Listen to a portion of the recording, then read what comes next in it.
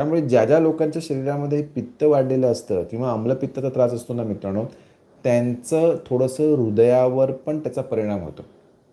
हृदयावर परिणाम झाल्यामुळे मग बरेचसे मानसिक विकार ते सुद्धा व्हायला लागतात.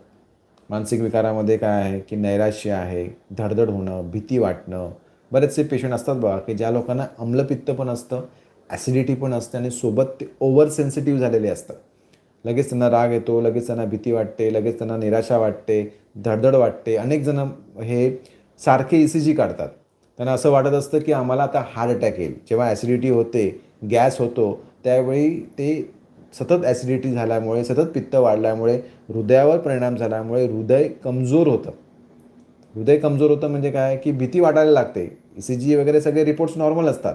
पण त्या पित्ताची झळ हृदयावर पोचलेली असते आणि त्यामुळे हृदय गरम झाल्यामुळे हृदय वीक होतं आणि मग सारखं पेशंटला वाटायला लागतं, की मला आता अटॅक येईल. मी आता मरेन. माझं आता काहीतरी होईल.